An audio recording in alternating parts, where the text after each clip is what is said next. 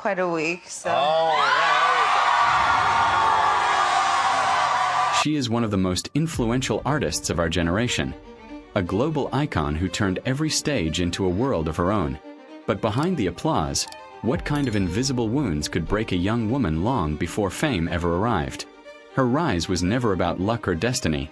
It was a war against trauma, pain, and a world that insisted she wasn't enough.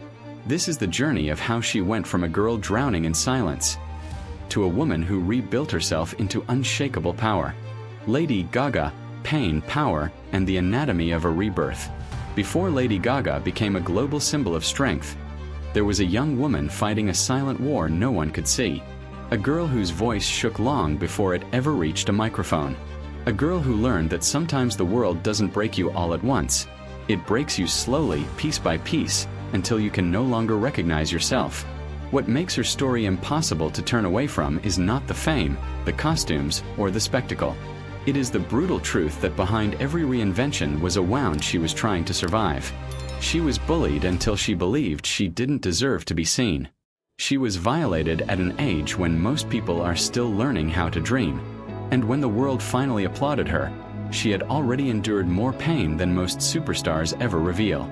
But here is the paradox that hooks every viewer.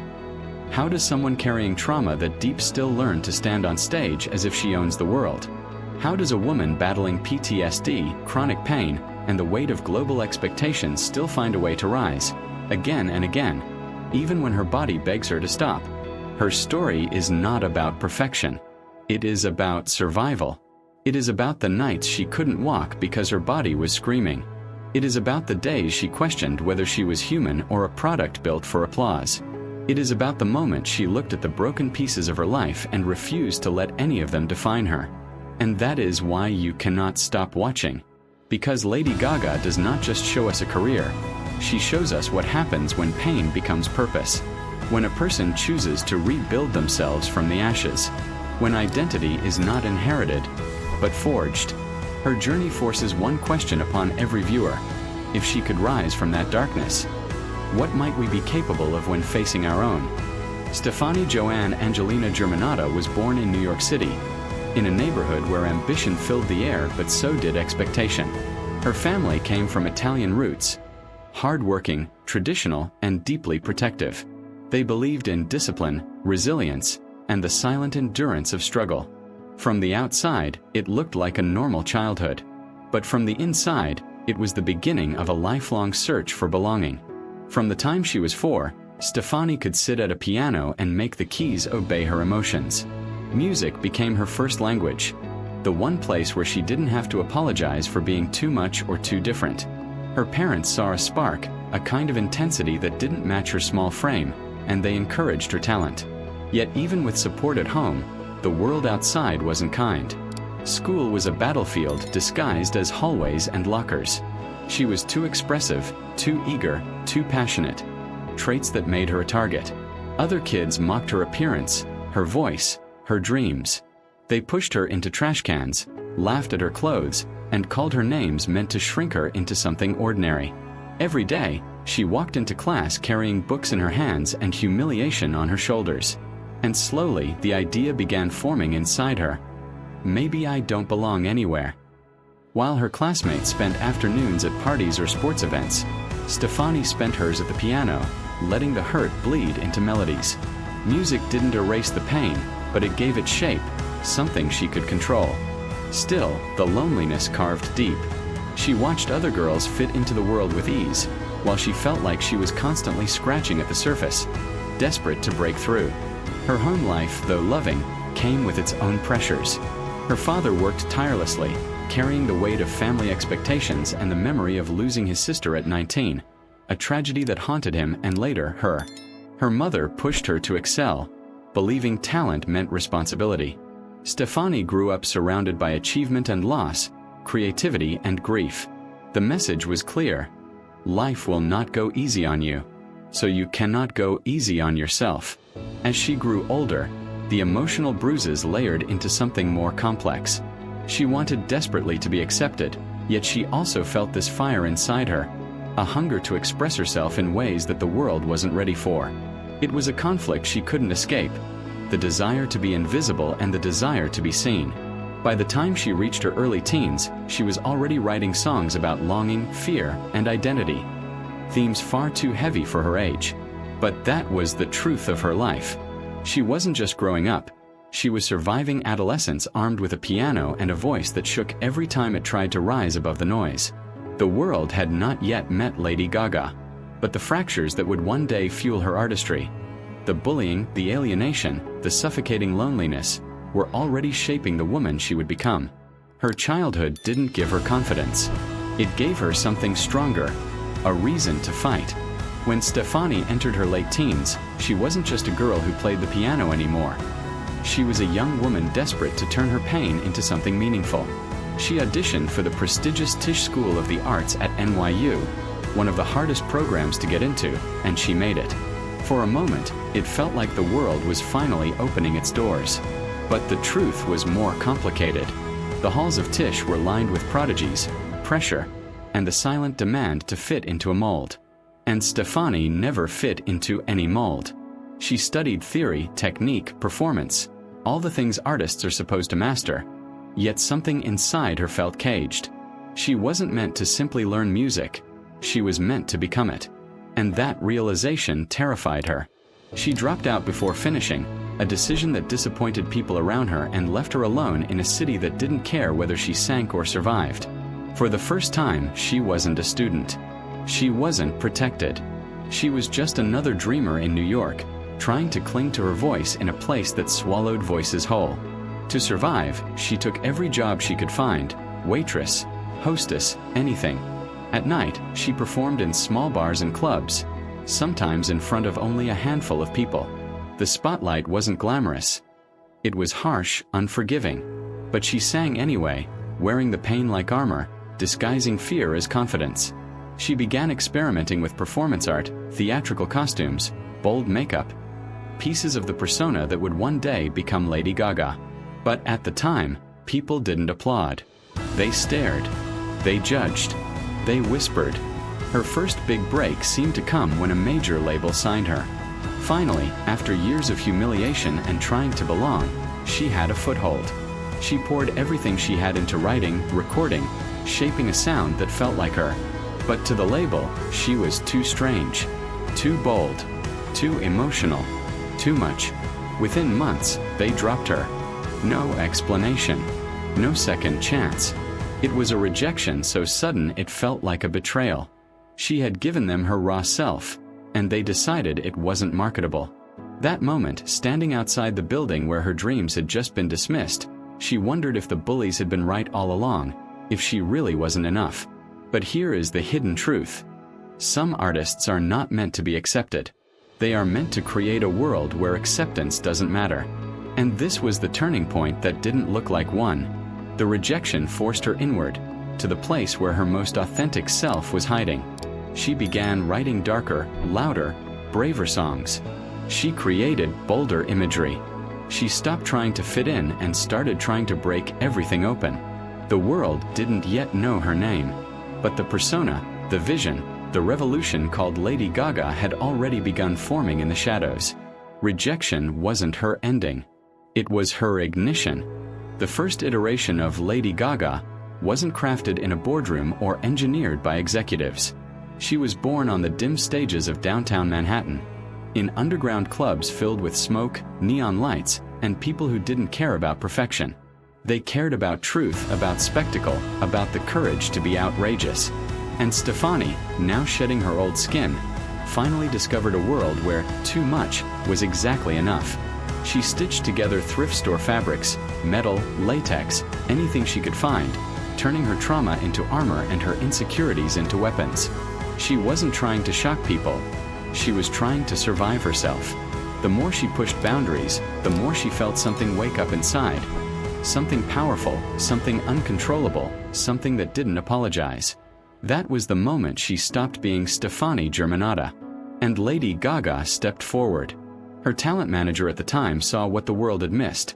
A raw, unfiltered force with the potential to redefine pop culture. When Akon discovered her songwriting abilities and signed her under Interscope, everything changed. Suddenly, She had a platform big enough to hold the persona she had been building in the shadows. The fame wasn't just an album. It was a thesis, a declaration, a confrontation. When Just Dance debuted, no one expected it to explode. It was written in 10 minutes, a cry from a girl drowning in the noise of the world, yet it became the anthem of a generation. But the true breakthrough came with Poker Face, a song polished to brilliance yet rooted in heartbreak and identity. In mere months, Lady Gaga went from a nobody in underground clubs to a global name on every radio, every stage, every screen. Her rise wasn't steady. It was violent, sudden, electric, as if she had been launched into the atmosphere. And then came Bad Romance, the music video that would shift the entire axis of modern pop. The costumes, the choreography, the imagery. It was a universe she built from the ashes of her past. The world was mesmerized. Critics who once said she was too strange now called her visionary. Fans saw not just a performer but a mirror for their own brokenness, their own longing to be seen. But fame, especially the kind Gaga achieved, isn't a gift. It's a burden disguised as applause. Behind the outrageous outfits and bold statements was a woman struggling to hold herself together. The spotlight magnified everything: her insecurities, her trauma, her need to validate the version of herself she had created. The world adored her, but she often felt like she was performing a version of Gaga the world demanded, not the woman she truly was. She created spectacles bigger, darker, louder, not always out of confidence, but because she feared disappearing if she stopped. Every performance needed to be extreme, unforgettable, almost inhuman, because being human was what hurt. Yet the more she pushed herself, the more she lost grip of the quiet, fragile core inside her. Fame became a mask she could not remove, even when she wanted to breathe. Interviews asked for controversy. Award shows wanted shock. Tabloids demanded chaos. And Gaga, desperate not to fall back into obscurity, kept giving the world what it expected. But every ascent has its shadow. Every icon carries a breaking point. And for Lady Gaga, that breaking point was coming, slowly, silently, in the form of trauma resurfacing, pain intensifying, and a body that could no longer carry the weight of the persona she had built. Her rise to fame was meteoric, but the fall, the collapse, would reveal truths even she wasn't ready to face. The world saw Lady Gaga rise, transform, dominate, reinvent. But behind the armor, behind the wigs, behind the spectacle, something inside her was cracking. Fame didn't silence her past, it amplified it. And the louder the crowd screamed her name, the louder her buried wounds screamed back. The trauma she endured at 19, the assault she rarely spoke of, had been locked away for years, sealed behind ambition and performance. But trauma has a way of resurfacing when you least expect it, especially when life becomes loud enough to drown out your ability to hide. As Gaga's fame grew, the pressure became suffocating. Every interview, every headline, every expectation peeled away another layer of protection. She wasn't just performing for the world anymore. She was performing against her own mind. PTSD didn't arrive like a storm. It crept in slowly, first as anxiety before shows, then as panic, then as nights she couldn't sleep because her chest felt like it was collapsing inward.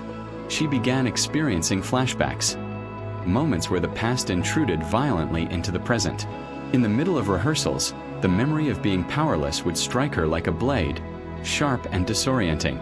She could be surrounded by dancers, lights, and music, and still feel completely alone, trapped in a moment she had spent years trying to forget. And her body began to betray her too. Fibromyalgia, a condition misunderstood even by doctors, wrapped her muscles in pain so severe she struggled to walk.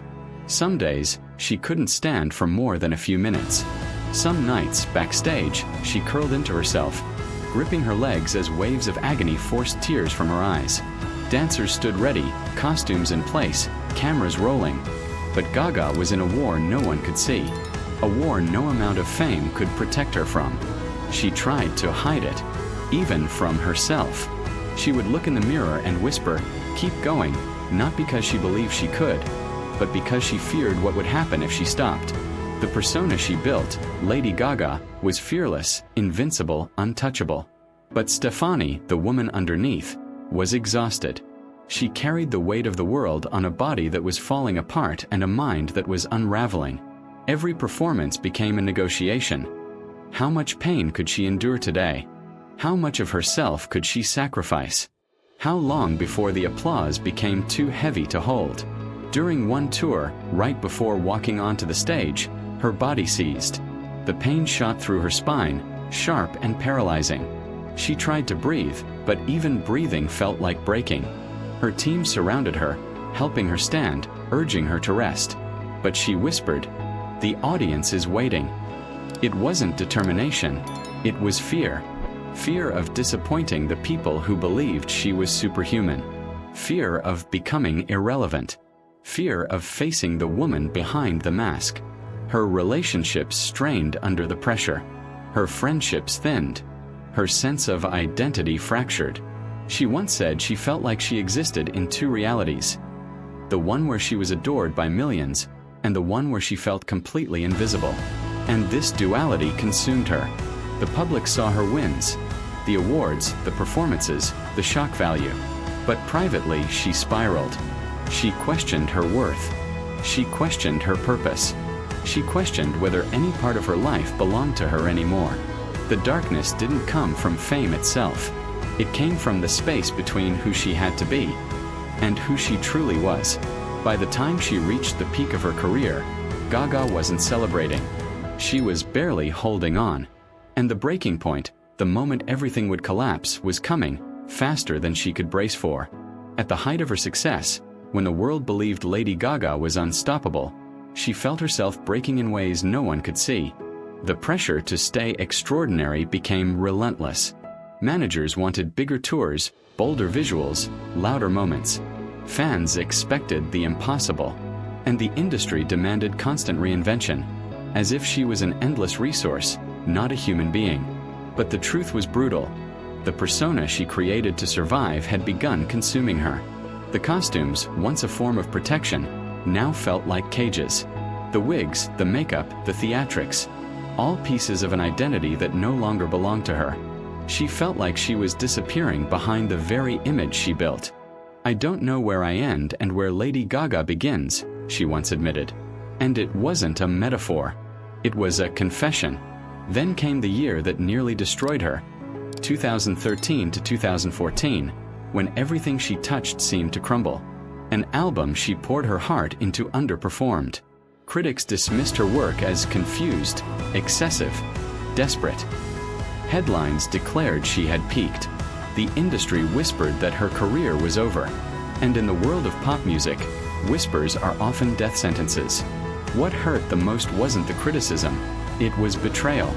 People she trusted, people she built her career with, began distancing themselves. Some turned against her. Others treated her like a fading investment. The rooms that once erupted in applause grew colder, quieter. She could feel the shift. The world that once begged for more of her now watched to see if she would fall. And fall she did. Her body, already fragile from fibromyalgia, collapsed under the weight of the Art Pop tour. She suffered a severe hip injury, a tear so painful she could not walk without assistance. Doctors told her she needed surgery. Her team told her to push through. And for a moment, she considered it, because she didn't know who she was without the stage. But the pain became unbearable. She canceled the remaining shows, a move that shattered her emotionally. The world saw the cancellation as weakness. She saw it as proof that she was losing the only thing she had ever controlled: her ability to perform. Alone in hospital rooms, surrounded by silence instead of spotlights, she faced a truth she had avoided for years. She had built her life on a foundation that was killing her. PTSD resurfaced with violent intensity. Flashbacks consumed her nights. Anxiety swallowed her days. Depression dragged her into depths she hadn't known since childhood. She felt trapped in a body that betrayed her and a career that no longer felt like hers. At one point, she admitted she didn't feel alive, just functional, just present enough to survive another day of expectations she could no longer meet. The applause that once fueled her now felt distant, meaningless. Fame had taken everything she loved and turned it into pressure she couldn't escape. And then came the darkest question, whispered in a moment of devastating clarity. If I stop being Lady Gaga, do I disappear? It was not the question of a superstar. It was the question of a woman who feared she had been erased by her own survival mechanisms. This was her collapse. Not a headline, not a scandal, but a quiet implosion, the kind only those who have lost themselves can understand. Yet in that collapse, in that terrifying silence, something fragile and essential began to stir. A realization so subtle she almost missed it. The persona had saved her once, but it could not save her now. Only the woman underneath could. And that faint realization, barely a flicker in the darkness, would become the spark that led her to the turning point. The moment she would begin reclaiming her voice, her body, her identity. But for now, she was still in the ashes, seeing for the first time what needed to burn so that she could be reborn. Recovery never begins with triumph. It begins with a whisper. The smallest realization that something must change. For Lady Gaga, that whisper came when she was stripped of everything she once believed defined her. The Super Bowl stages, the screaming crowds, the costumes, the spectacle, the endless momentum that kept her from ever looking inward. Lying in a hospital bed, her hip shattered, her body trembling from chronic pain, she faced a silence so complete it forced her to hear the one voice she had ignored for years, her own. And that voice said, "You cannot keep living like this." It wasn't an epiphany. It wasn't cinematic. It was exhaustion, the kind that reaches the soul. Unable to perform, unable to run from herself, Gaga was forced to confront the memories she had buried. She began trauma therapy, a process she once feared more than any stage. At first, it felt like reopening wounds she had spent a decade sealing shut. But slowly, painfully, she learned that healing didn't mean forgetting. It meant allowing herself to exist outside the persona she created to survive. Then came a role that would shift everything. American Horror Story. Hotel. A world where darkness was not feared, it was explored. A character who embodied pain without apologizing for it. On set, she didn't need armor. She didn't need to pretend. For the first time, she acted not as Lady Gaga, but as Stefani, a woman channeling her trauma into art with brutal honesty. Winning the Golden Globe for the role wasn't the turning point. Realizing she could be vulnerable and powerful at the same time, that was. From there, she made another bold choice, to return to her roots. Not the rave lights, not the avant-garde armor, but the guitar, the raw voice, the girl who played piano at 4 years old. Thus came Joanne, not an album, but a reclamation. A dedication to her aunt, to her family, to the wounds inherited and the wounds survived. She no longer needed to shock the world to feel alive. She needed to understand herself. The turning point wasn't a single moment, it was a series of quiet decisions. To face her pain instead of hiding behind performance. To seek help instead of pretending strength. To rebuild an identity that wasn't dependent on applause. And in that fragile reconstruction, something extraordinary began to form. A version of Lady Gaga who wasn't performing to survive, but living to be whole. The rebirth of Lady Gaga did not happen in a single moment. It unfolded slowly, like dawn pushing against the remnants of a long, bruising night. By the time she emerged from the storm of pain, betrayal, and collapse, something inside her had shifted. Not into a new persona, but into a clearer, more grounded self. The woman who once relied on armor now stepped forward with something far more dangerous in the world of entertainment. Honesty. Her album Joanne was the first sign of this transformation. Stripped down vocals, raw storytelling, vulnerability woven into every note. It wasn't designed to dominate charts. It was designed to heal her audience, yes, but also herself. For the first time, she wasn't making music to escape her past. She was making music to understand it. And then came the moment that redefined everything.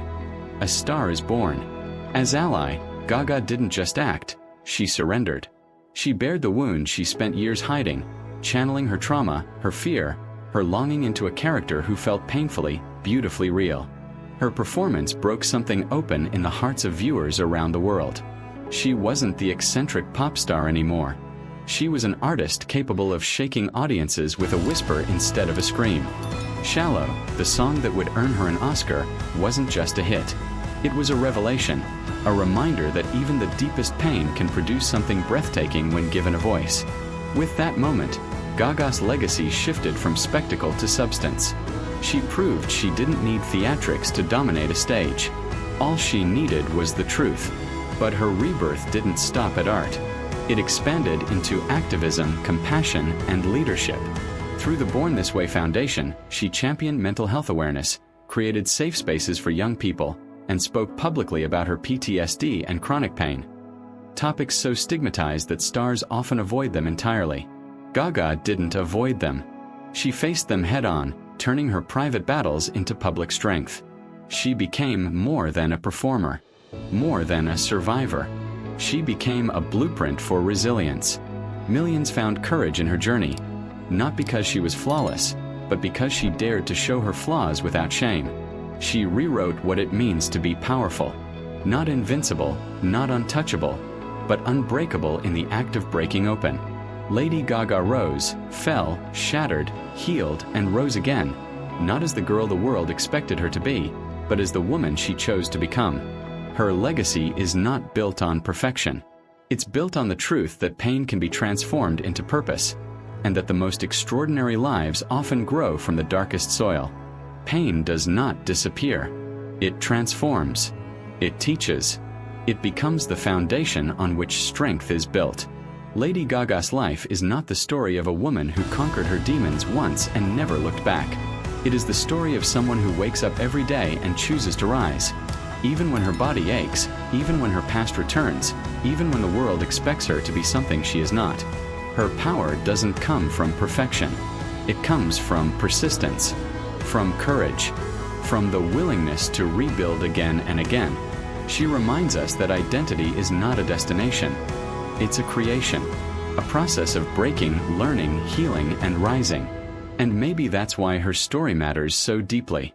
Not because she became famous, not because she won awards, but because she turned the weight of her trauma into a light strong enough to guide others out of their darkness.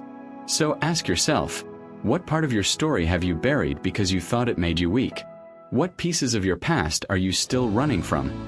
Pieces that might become your strength if you face them. Her journey proves one thing: you are not defined by what broke you. You are defined by what you choose to become next. So, what's your story?